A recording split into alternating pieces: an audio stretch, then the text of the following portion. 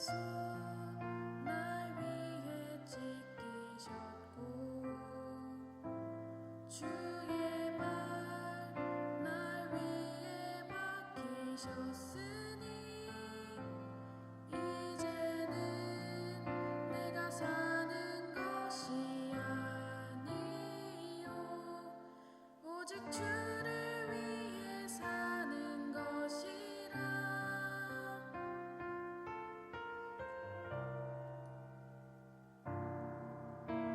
주의 손에 나의 손을 포개고 또 주의 발에 나의 발을 포개어 나 주와 함께 죽고 또 주와 함께 살리라. 영원토록 주 위에 살리라. 주의 손에 나의 손을 포개고 또 주의 발에 나의 발을 포개어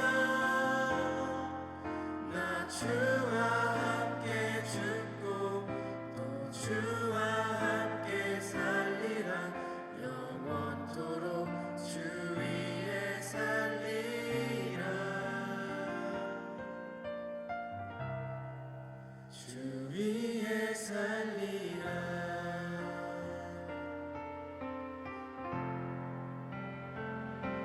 주의 손 날 위해 지키셨고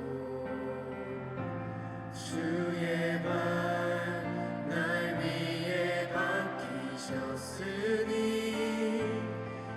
이제는 내가 사는 것이 아니요 오직 주를 위해 사는 것이라.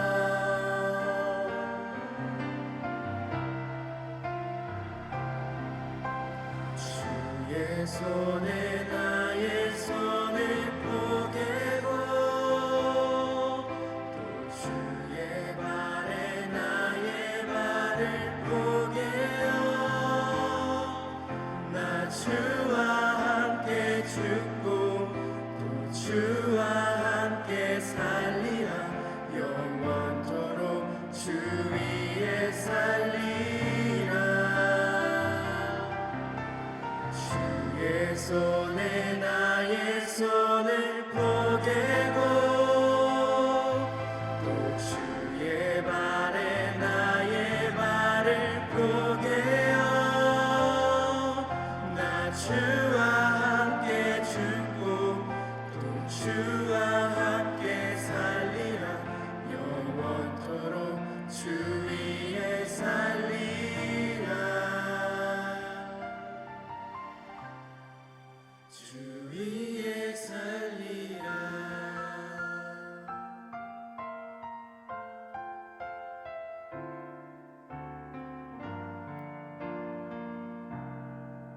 차렷 경례. 우리가 이 땅에 한번 태어나서 살면서 언제 죽을지는 아무도 모릅니다. 그런데 우리가 언제 죽을지를 안다고 한다면 또 앞으로 하루 뒤에 아니면 일주일 뒤에 나에게 어떤 일들이 일어난다는 것을 안다면 여러분 어떻게 살 것 같습니까? 내가 가야 될 그 길이 어떤 길이라는 것이 다 정해졌다는 것을 알면은 여러분 어떨 것 같습니까? 특별히 예수님께서는 그 가시는 그 길, 예수님께서 어느 길을 가셔야 되는지를 분명히 아셨고 오늘 말씀처럼 이제는 이 세상을 떠나서 아버지께로 가야 될 때가 되었다라는 것을 아시고 라고 말씀하고 계시죠. 6월절 전이기 때문에 이제 그 다음 날이면 예수님께서 죽으신다라는 겁니다. 이 모든 것을 다 알고 계십니다. 내일이면 내가 죽을 텐데 앞으로 일어날 일들을 예수님이 다 아시잖아요. 여러분 만약에 오늘 예수님과 같은 상황에서 오늘은 우리가 예수님께서 십자가에 죽으신 나를 또 기억하고 기념하는 성금요일이라고 보통 얘기합니다. 거룩한 금요일, 거룩한 금요일 밤, 이 성금요일로 또 교회들이 이렇게 다들 모여서 특별한 시간들을 갖고 있을 텐데요. 내일 이 시간에 이런 나에게 어떤 일이 일어난다는 걸 안다면 여러분 어떨 것 같습니까? 내가 이제 내일이면 죽는구나. 또 그 십자가의 고난 가운데 내가 이제 죽게 되는구나. 아침 9시에 어제 우리가 시간을 계산했었죠. 밤새 기도하신 다음에 새벽 1시나 2시쯤에 예수님께서 잡혀가시죠. 그리고 제사장 뜰에서 안나스 대제사장 그 뜰에서 신문을 받으시고 또 고통을 당하시는 그 모든 과정들, 그리고 아침 9시에 예수님께서 십자가에 매달리시는 시간이 아침 9시였습니다. 빌라도 법정에서 그 고난의 길, 비아돌로로사라는 그 고난의 길은 약 800m라고 있습니다. 그 예수님께 십자가에 죽으신 곳은 지금은 성지순례 가면 그 예루살렘 성 안에 예수님께서 죽으셨다라고 하는 그 기념 예배당이 있죠. 근데 그것은 예수님께서 성경적으로는 그곳에서 예수님께 십자가에 매달리실 수가 없습니다. 왜냐하면 예수님은 성 밖으로 나가셔야 되거든요. 영문 밖으로 나가셔야 되기 때문에 그곳은 성경적인 장소는 아닙니다. 어쨌든 예수님께서 800m를 걸어가시는 그 길, 십자가를 지고 걸어가시는 그 길은 뭐 800m, 뭐 젊은 사람이 걸어가면 15분, 20분 걸어갈 수 있는 그런 거리이기도 합니다. 그런데 예수님께서는 이미 그 걸을 힘조차도 없었다고 했죠. 그러니까 적어도 예수님께서 그래도 걸어가셨으면 3, 40분은 걸어가지 않으셨을까. 그러니까 아침 8시부터 시작해서 9시까지 가고, 맞아 9시에 예수님 십자가에 매달리시고 그리고 오후 3시에 운명하셨다라고 성경은 기록하고 있거든요. 6시간 동안 예수님께 십자가에 매달리셔 죽으신 겁니다. 이 모든 것들이 어떻게 이루어질지를 예수님은 다 아시죠. 그럼에도 불구하고 예수님께서 이 땅에 오신 이유, 목적이었기 때문에 예수님은 그 일을 완수하시려는 그 과정 전날에 오늘 제자들의 발을 씻기시는 이 장면이죠. 예수님은 왜 특별한 이 일을 하셨을까? 왜 제자들의 발을 씻기셨을까?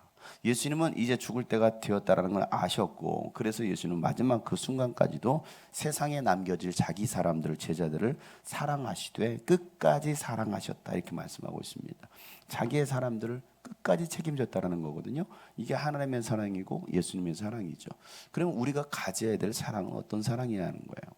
우리가 형제 자매들 서로 우리 교회 지체들끼리 서로 사랑하는데 우리가 어떤 사랑의 관계로 우리가 사랑할 것이냐. 잠깐 사랑하다가 말 사랑이냐, 아니면 영원히 끝까지 우리가 책임질 수 있는 그런 사랑이냐. 오늘 예수님은 자기 사람들을 사랑하되 끝까지 사랑하셨다는 겁니다. 그러고 나서 저녁 먹을 때에 마귀가 이 가룟 유다의 마음속에 예수를 팔아넣을 생각을 불어넣어줬어요. 마귀는 우리 생각을 조장할 수 있어요. 우리 생각을 지배할 수 있습니다. 그러니까 우리가 누구의 생각에 사로잡히느냐는 정말 중요하죠. 예수님의 생각에 사로잡힐 거냐, 성령님의 생각에 사로잡힐 거냐, 아니면 마귀의 생각에 사로잡힐 것이냐. 여러분, 우리가 이 순간순간 마귀는 우리의 생각을 조작을 한다고 했잖아요. 자꾸 오늘같이 날씨가 또 쌀쌀하고 추운데, 오늘 상당히 추웠죠, 그죠? 바람도 많이 불고 이 추운데 뭘 교회를 가. 요즘 보니까 감기가 막 돌고 있고 또 코로나가 막 돌고 있고, 우리 교회도 지금 계속 감기가 돌고 또 코로나가 막 돌고 있어요. 또 우리 교회 오늘도 우리 한 지체 또 확진되었다는 연락을 또 받았어요. 그러니까 계속 뭐 몸 상태들이 다들 뭐 그런 것 같아요. 뭐 저도 지금 계속 목이 칼칼하기도 하고 좀 이렇게 뭐 좋지는 못하는데, 특히 우리 필리핀 선교 집회 가실 분들의 공격 대상이 되는 것 같은데 지금 더 안전하게 더 건강을 잘 지켜야 될 것 같습니다. 건강을 잘 지키시고요. 그러니까 이런 상황 속에서 굳이 뭘 교회까지 가, 그냥 뭐 있지 뭐라고 생각하는 사람들도 있을 수도 있겠죠. 그러니까 우리는 어떤 생각에 사로잡힐 거냐. 이럴수록 우리는 더 정신 차려 기도해야 된다라는. 코로나가 확산되니까 이제는 거리두기 하고 다시 옛날로 돌아가자. 마스크도 쓰고 만나지 않고 그냥 집에서, 이 생각에 사로잡히는 순간 우리는 망할 거예요. 그럴수록 우리는 뭐 해야 됩니까? 모이기를 패하지 말고 우리는 모이기를 더 힘써할 수 있어야 된다는 겁니다. 그러나 우리가 뭐 지킬 것은 지키고 몸도 내가 지켜야 되겠죠. 그러면서 우리는 어떻게든 영적인 일에 내 몸을 갖다 놔야 되지, 내 몸을 쳐서 복종시키지 않으면요, 육신은요 한없이 게을러지고 한없이 육신의 것을 따라가게 만드는 거예요. 이 육신이라는 것은. 그러니까 우리는 내 육신을 쳐서 복종시킬 수 있어야 된다. 로마서 7장에 보면 바울은 두 가지 가지고 고민하죠. 영의 생각과 육신의 생각. 계속 육신은 이 육신의 생각에 사로잡히도록 이 영을 사로잡는다라는 거예요. 그래서 육신에 끌려다니는. 그런데 내가 이 영의 생각이 강하면 성령 충만하게 내가 결국 흔들리지 않아야 되지. 내가 좀 육신이 약해도 좀 내가 몸이 좀 이래도 내가 그래도 내가 이 몸을 쳐서 복종시켜서 내가 영의 생각으로 살아갈 거야 하면요, 육신을 지배하는 거예요. 그런데 이 영의 생각에 사로잡히지 않으면 육신이 그 영을 지배한다는 것이죠. 적어도 여러분들은 오늘 이 밤에 나오신 여러분들은 육신을 지배하시는 분들이에요. 그래서 영의 생각에, 그래서 오늘 밤에 기도하러 나온 거 아닙니까?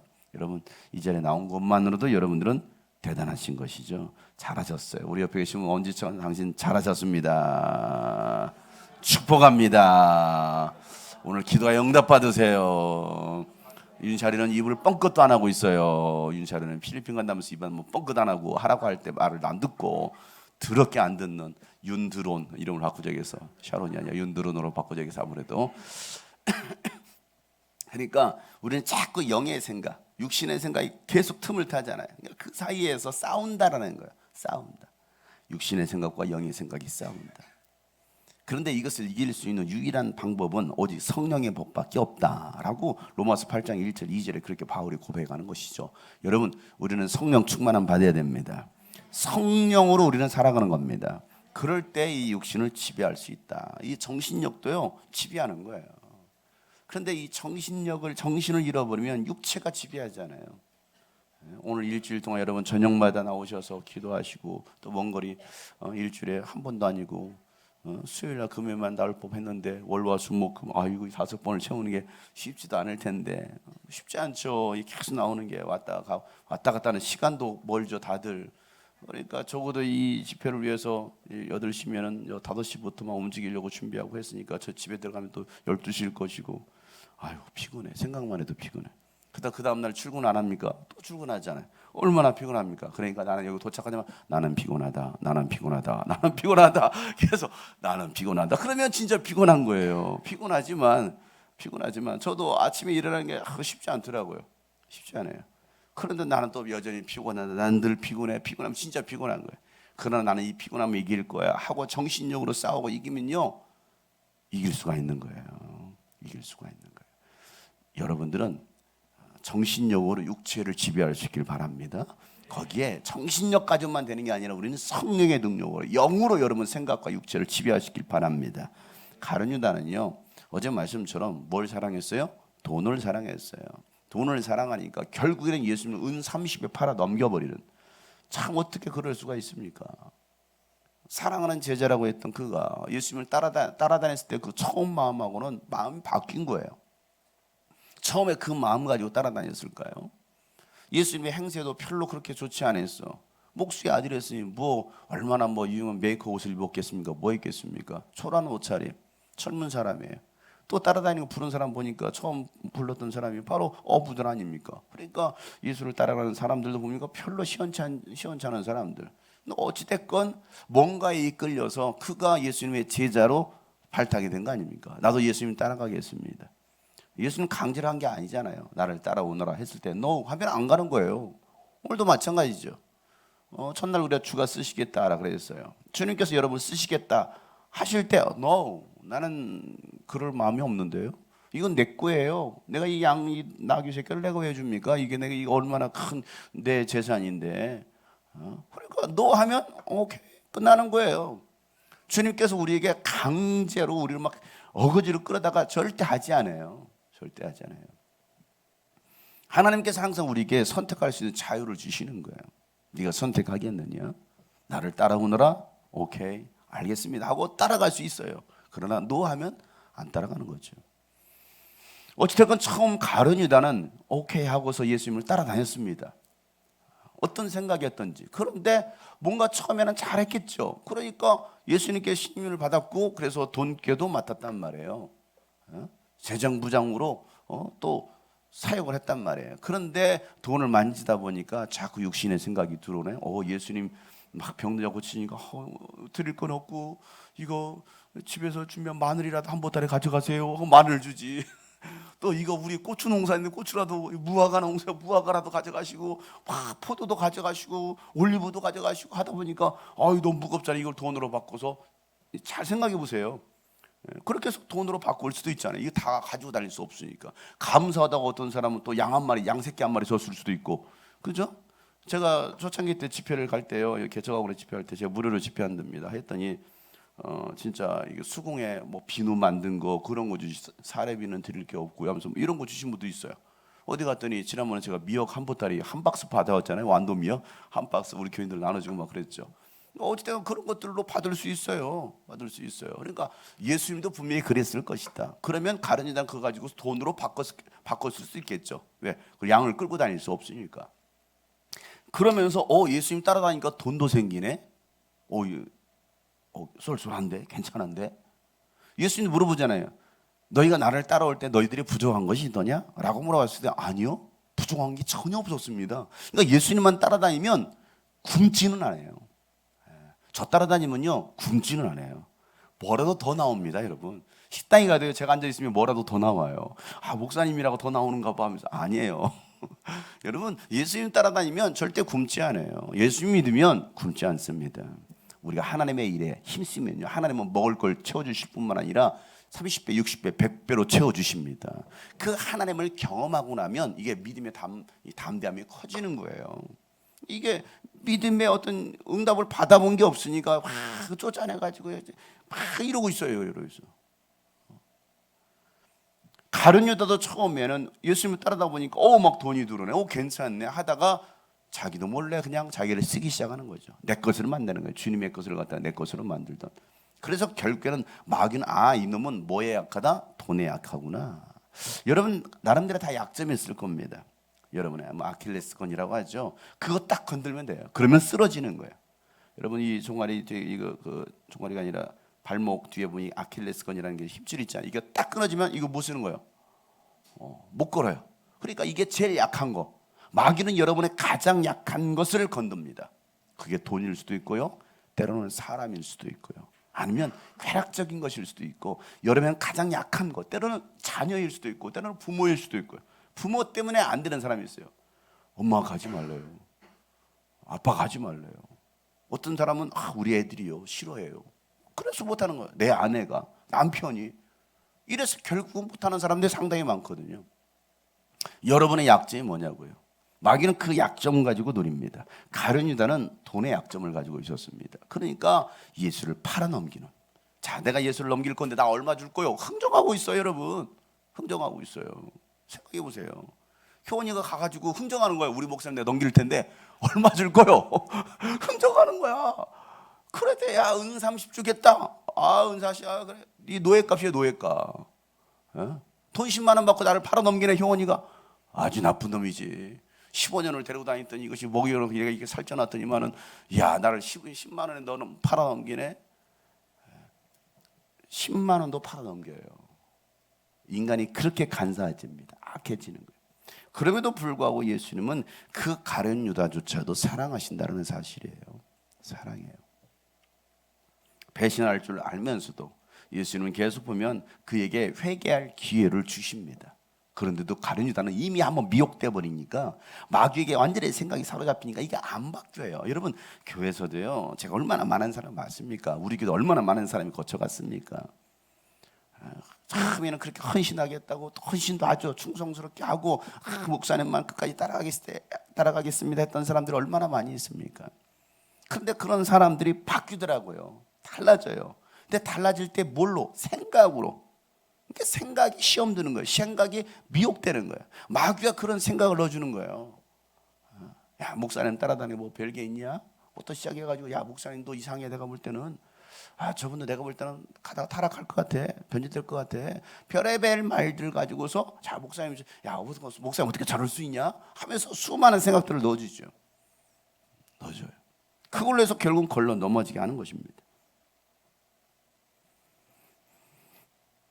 자, 예수님은요, 그럼에도 불구하고 이 가룟 유다가 포함된 모든 사람들을 끝까지 사랑하시다라고 말씀하시고 3절에 예수께서 자기 아버지께서 모든 것을 자기 손에 맡기신 것과 자기 하나님께로부터 왔다가 하나님께로 돌아간다는 것을 다 아시고 난 다음에 갑자기 잡수시던 자리에서 성찬식가 마지막 최후의 만찬이 있잖아요. 최후의 만찬 마지막 식사하시고 성찬식도 하시고 그러고 나서 갑자기 일어나시더니만은 겉옷을 벗고 수건을 가져다가 허리에 두르시고 대야에 물을 담아서 제자들의 발을 씻기기 시작하더라는 거예요. 그 두른 수건으로 닦아주시기 시작. 왜 예수님이 갑자기 밥 먹다 말고 왜 그랬을까요? 1번 냄새가 너무 나. 발 냄새가 너무 나서 도저히 같이 밥을 먹을 수가 없어. 그래서 예수님이 손수 발을 씻겨주셨다. 생각해 보세요. 오늘 제가 지훈이 신방 간다고 했잖아요. 어제 여러분 예언했잖아요. 드디어 문을 띵 열었더니 어서 오세요 목사님. 대야에다 물을 떠났더라고. 쇼맨십. 근데 갑자기 들고 갔다 바로 화장실에서 갖다 버려버리더라고요. 줬다 뺏어버리는. 발도 안 씻겨줬어. 일단은 했다. 흉내라도 낸 거야. 대야에다 물을 떠놓고 아유 창피하고 갖다 놨어요. 차마 발을 못 씻기겠나 보지. 그러면서 어찌되건 거기까지는 했어. 대야에다 물까지는 떠났어. 물까지는. 그러나 결국은 발은 못 씻겼다라는 사실입니다, 여러분. 예수님이 왜 갑자기 왜 제자들의 발을 닦아주시냐고요. 예수님의 모든 행동에는 다 의도가 있죠. 의도가 있고 또 그걸 통해서 마지막에 결론, 야 너희들도 이와 같이 하라는 걸 내가 보여주려고 한 거야 라고 말씀하시는 거예요. 여러분, 남의 발을 닦아준다. 발을 닦아준 누가 닦아줍니까? 네? 종이 닦아주잖아요. 그러니까 예수님은 친히 뭐가 되는 거예요? 스스로 종이 되시는 거예요. 낮아지시는 거예요. 스승이 아니 하나님이 어떻게 그 죄인의 발을 닦아줍니까? 이게 하나님이라는 거예요. 스스로 낮아지시고 스스로 섬기시려고 스스로 종이 되시려는. 그래서 예수님께서 겉옷도 벗으시고 또 수건도 두르신 다음에 제자들 한 사람 한 사람 발을 닦아주십니다. 발을 닦아주십니다. 우리 여기 7년 전에 왔을 때 이주로 왔을 때 한번 우리 교회에서 세조식을 한번 했었죠. 그때 성경 이 본문 가지고 이 말씀 가지고 쭉 할 때 이 본문이었어요.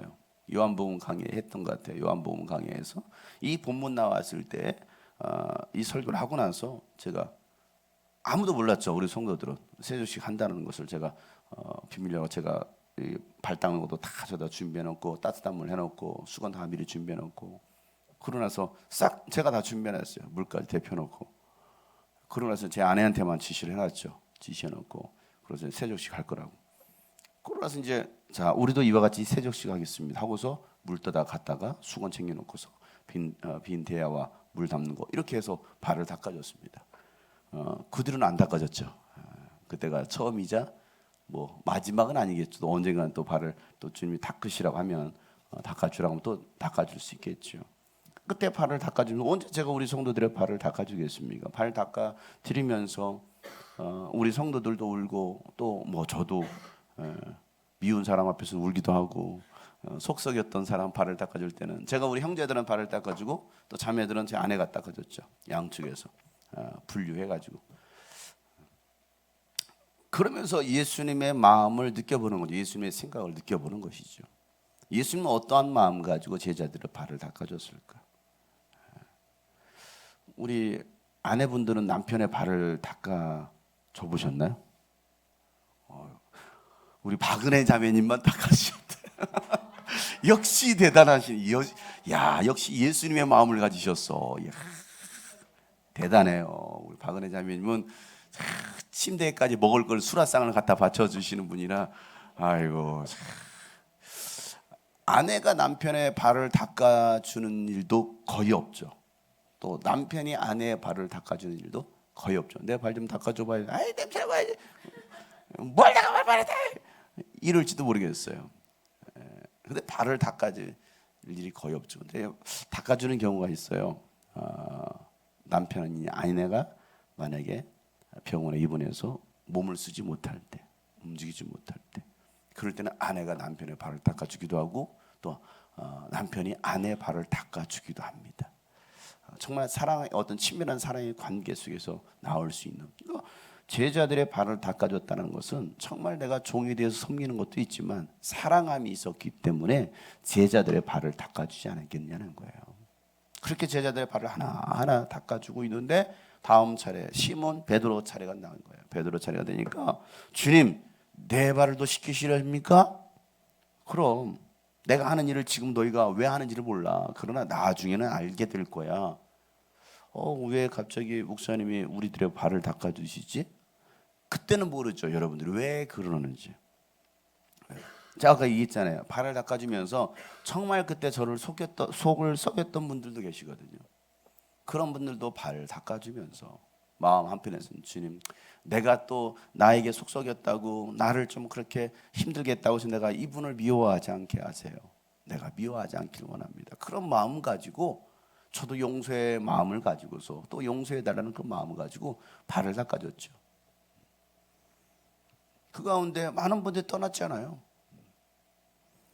그러니까 내가 하는 일을 지금은 알지 못하지만 나중에 알게 될 거야 라고 말씀하시면서 그랬더니 베드로는 내 발은 절대로 씻기지 못합니다. 여러분 이 절대로 말씀 안 돼요.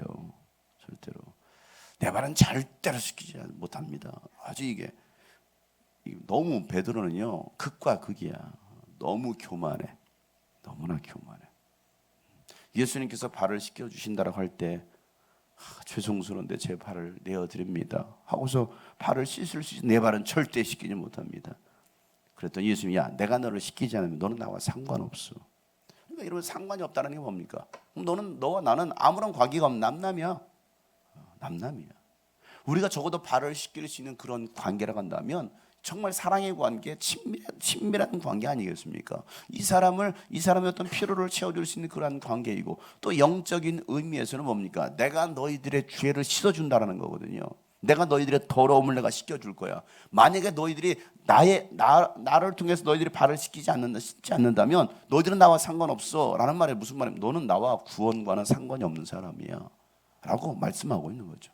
정말 네가 나를 통해서 구원받기 원하고 더러움을 씻기 원한다면 발 씻는 것은 정결예식이라고 했잖아요. 그러니까 너희들이 정말 정결해지길 원한다면 내가 너희들의 발을 닦아줘야 돼 라고 예수님 말씀하시는 거죠. 그랬더니 그러면 내 발뿐만 아니라 손과 머리까지 씻겨주세요. 너무 극과 극이에요. 너무 이제는 손과 머리까지 목욕시켜달라고 그래. 저 같으면 물 확 뿌렸을 거예요. 애딸. 그런데 예수님이 아니야. 다 그럴 필요 없어. 발 하나면 돼. 발 하나면. 이미 목욕한 사람은 온몸이 깨끗하니 발밖에는 더 씻을 필요가 없어. 너는 깨끗해. 그런데 모두가 그런 건 아니야. 자, 모두가 그런 건 아니야. 너는 깨끗해. 그러나 모두가 그런 건 아니야. 지금 누구를 향해서 말하고 있습니까? 가룟 유다를 향해서 말씀하고 있는 거죠. 가룟 유다.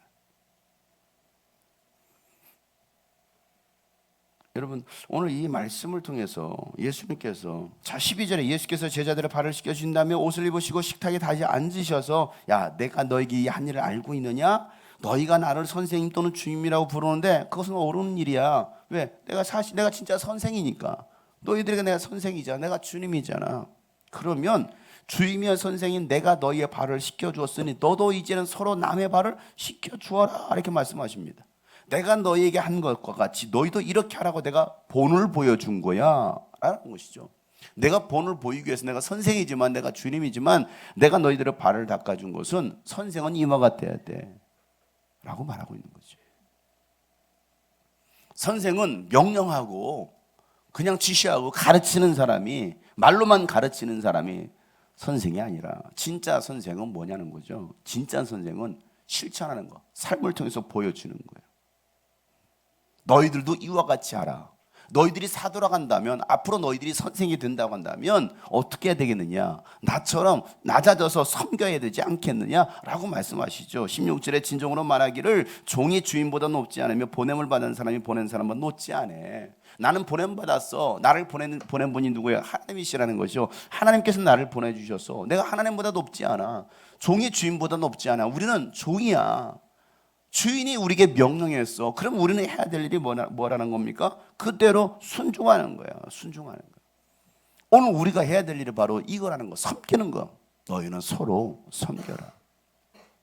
여러분 우리가 오늘 이번 주에 우리가 이 고난 주간을 보내면서 우리 십자가의 길 우리가 함께 주제로 말씀을 나눴습니다.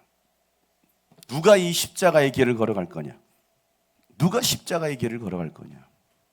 예수님의 제자만이 이 십자가의 길을 걸어갈 수가 있는 거예요. 너희가 나를 따라오기를 원하느냐? 그러면 네 자신을 부인하고 모든 소유를 내놓고 너희가 주어진 십자가 지고 나를 따라와야 돼. 그렇게 하지 않는다면 절대 내 제자가 될 수 없어 라고 말씀하셨어요. 그러니까 여러분, 이 십자가의 길은 오직 예수님의 제자만 가는 거예요. 제자 흉내내는 사람이 가는 게 아니죠. 그러니까 그 말을 듣던 많은 사람들이 뭐합니까? 다 등 돌리고 떠나가는 거예요. 아이고, 그렇게는 못 살지. 어떻게 그렇게 살아요? 어떻게 십자가의 길만 갑니까? 어떻게 예수의 길만 갑니까? 뭐 찬양은 노래니까 뭐 부를 수 있습니다. 그러나 진짜 그 길 가라고 하면 아유 그건 힘들어요. 그건 힘들어요.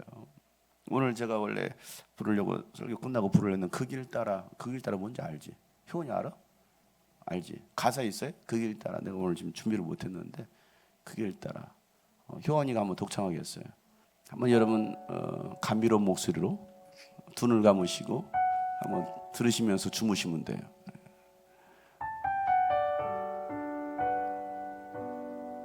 이거 지훈이도 같이 부를 것 같은데? 나와봐. 지훈이 나와봐. 얼른 나와. 마리아 나와요. 정마리아. 진짜 정마리아. 정마리아. 참마리아. 정마리아. 같이 부르겠어요. 그 길 따라. 옷도 세트로 맞췄네.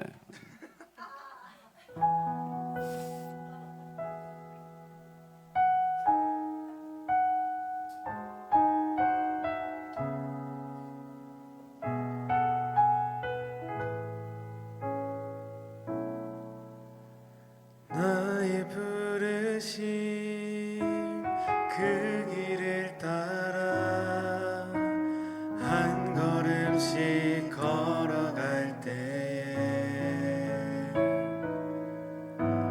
그 길 끝에 날 맞아 주시는 이 하나님의 사랑 예수 그리스도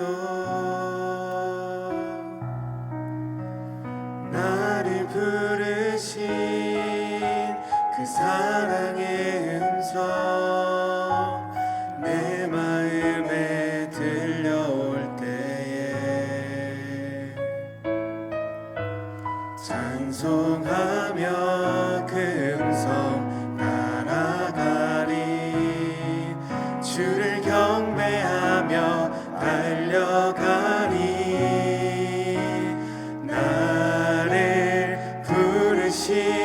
은혜의 길 따라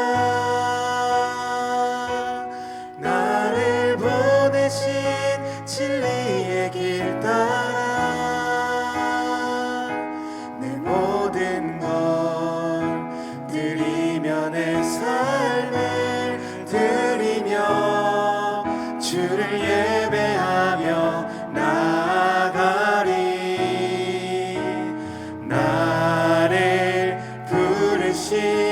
은혜의 길 따라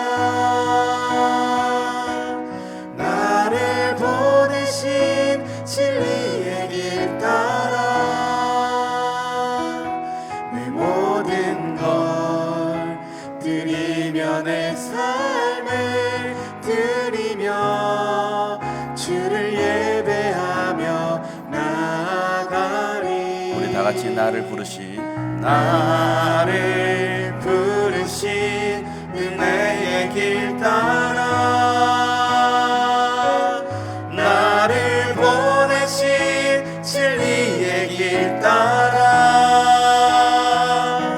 내 모든 걸 드리며 내 삶을 드리며 주를 예배하며 나아가리 나를 보내신 은혜의 길 따라 나를 보내신 진리의 길 따라 내 모든 걸 드리며 내 삶을 드리며 주를 예배하며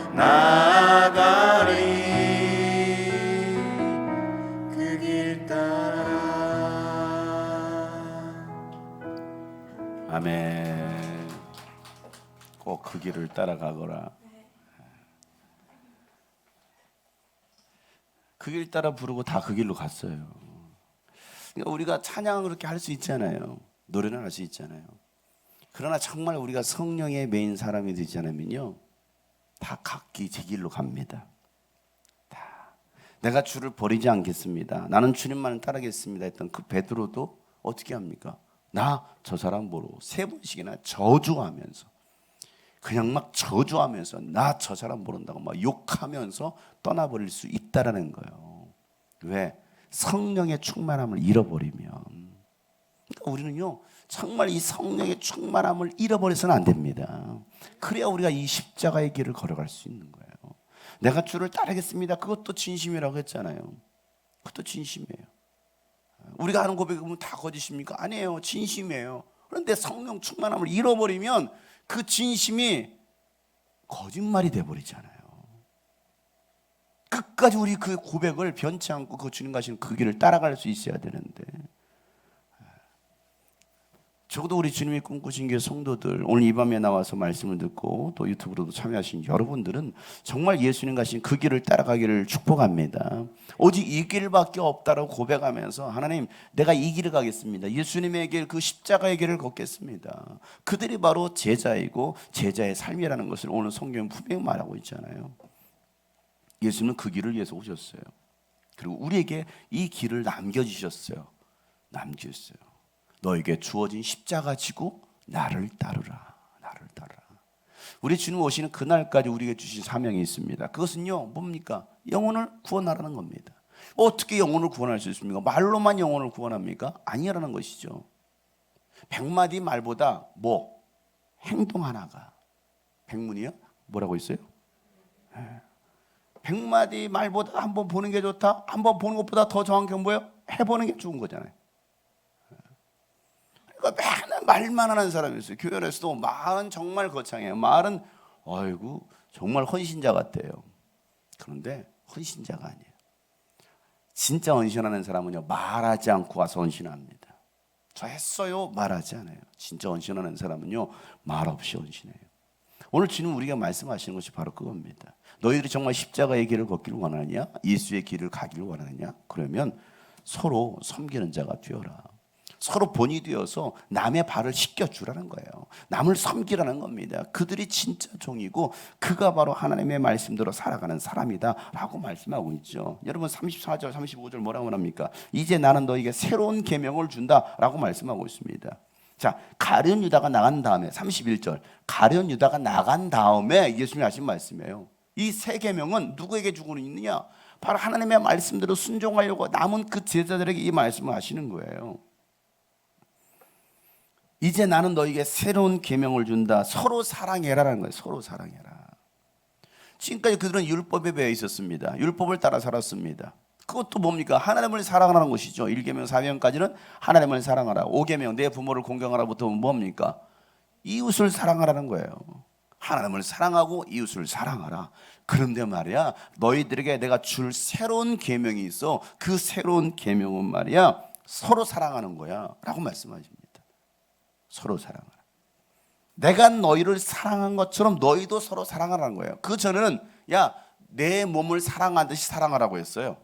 내 몸을 사랑하는 만큼 사랑. 어떤 사람은 자기 몸을 사랑하지 않는 사람도 있거든요. 자기 몸을 학대하는 사람도 있잖아요. 그 사람은 그렇게 학대하겠죠. 자기 몸을 학대하니까. 그런데 그런 사랑이 아니라 내 몸같이 사랑하라고 말씀한 게 아니라 이제는 내가 너희를 사랑한 것처럼 사랑하라는 거예요. 그럼 예수님은 어떻게 사랑했습니까?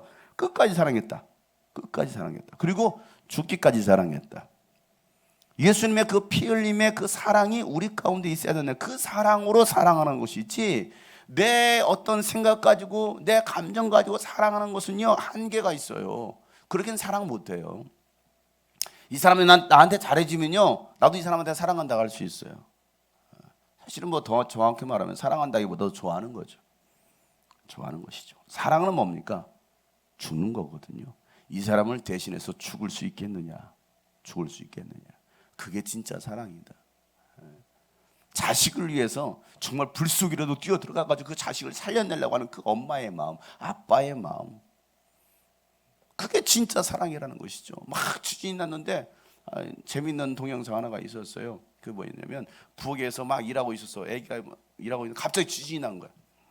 지진 나기 막 흔들리잖아. 그러니까 부엌 일하고 있던 엄마가 뭐 하고 있는데 애기가 조그만 한 4-5살 애기가 그 식탁 밑에서 놀고 있었거든요. 남편이 나가면서 그 애기만 안고 나가더라고. 남편이 그 애기만 안고 막 나가는 거야. 뭐 재밌는 영상처럼 보일 수도 있지만 그게 뭐겠어요? 정말 아이를 살리려는 그 마음.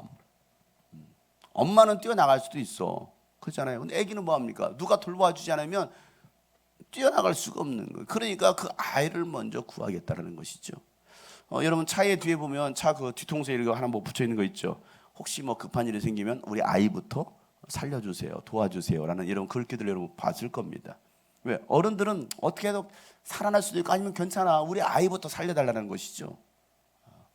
정말 그런 마음 가지고 너에게 사랑할 수 있겠느냐? 예수님은 죽기까지 우리를 사랑하셨어요. 그 사랑으로 너희가 서로 사랑해야 된다라고 말하고 있습니다. 우리는 교회 안에서 사랑해요, 사랑해요. 우리 말로는 우리 서로 사랑합니다, 형제님 사랑합니다, 축복합니다. 하지만 진짜 사랑하고 있느냐? 말로만 사랑하고 있느냐? 그래서 35절에 너희가 서로 사랑하면 모든 사람이 그것으로서 너희가 내 제자인 줄 알게 될 것이다 라고 말씀하고 있습니다. 우리가 예수님의 제자인 것을 어떻게 알 수 있겠습니까? 서로 사랑하라는 겁니다. 이 서로 사랑에는 형제자매, 이 교회 안에 믿음의 공동체 안에서부터 서로 사랑하는 거예요. 믿음의 공동체 안에서 서로 사랑이 안 되는데 어떻게 밖에 사람을 사랑하겠어요? 우리 교회 지체도 내가 사랑하지 못하고, 내가 우리 아이들조차도 사랑하지 못하고, 우리 교회 청년도 사랑하지 못하는데 내가 어떻게 밖에 있는 사람, 안 믿는 사람 사랑한다고 말합니까? 그것은 거짓말이라는 거예요. 내 형제 부모도 사랑하지 못하는데 무슨 사랑한다라고 말하느냐? 그건 사랑이 아니라는 거예요. 이건 성경의 가르침이 아니죠. 그래서 너희는 먼저 믿는 자들 안에서 먼저 사랑하라는 거예요. 믿음의 공동체 안에서 너희들이 먼저 형제와 자매를 사랑하라는 겁니다. 여러분, 우리 교회 우리 첫날부터 어린이 공동체 주간, 청소년부 주간, 우리 장년부 또 청년부 주간, 오는 모든 세대 또 연합으로 해서 함께 우리가 이 기도를 준비하고 있습니다. 여러분, 우리 어린 아이들을 사랑해 줄 수 있기를 바랍니다. 아이들이 실수할 수 있고 때로는 부족한 부분도 있죠. 왜? 환경이 다 다르니까. 그 가운데 얼마나 아픔과 상처를 가지고 있는 우리 아이들을 이렇게 아이들 다 그렇잖아요. 청소년부는 뭐 예외입니까? 똑같아요. 그러니까 정말 그 아이들을 위해서 눈물을 흘릴 수 있는 사람, 사랑해 주는 사람, 다른 사람 말고 밖에 있는 사람 말고 이 안에서부터 좀 서로 사랑하자라는 거예요. 사랑하고 또 우리 아이들, 청소년들, 청년들도 우리 부모들, 어른들 사랑할 수 있어야 되죠. 뭐 어른들이라 여러분 뭐 신앙에 다 그냥 정말 믿음의 본이 됩니다. 다 덕이 됩니다. 야, 다 본받을 만합니다. 이런 분이 없습니다. 뭐 그럽니까? 그러지 않을 수 있잖아요. 우리 어른들에게도 부족한 부분이 있어요. 없습니까? 있죠. 연약한 부분도 있습니다. 내가 보기에 왜 저렇게 하시지? 그런 부분들이 있을 수 있어요. 그럼에도 불구하고 뭐 해야 됩니까? 그럼 여러분 그런 우리 어른들을 위해서 여러분들이 기도하고 하나님 우리 어른들이 더 정말 성숙한 신앙으로 더 잘 세워져서 우리 교회가 건강하게 세워질 수 있도록 하나님 도와주세요 하고 기도할 수 있어야 되는 것이지, 아유 저 양반은 말이야 하면서 아유 저 사람 말이야 하면 왜 저래? 마치 내 부모한테 우리 아버지는 우리 어머니 왜 저래? 이거하고 똑같은 거예요. 똑같은 거죠. 부족한 부분이 있어도 내 아버지요, 내 어머니 아니에요? 자식이 부족해도 내 자식 아닙니까?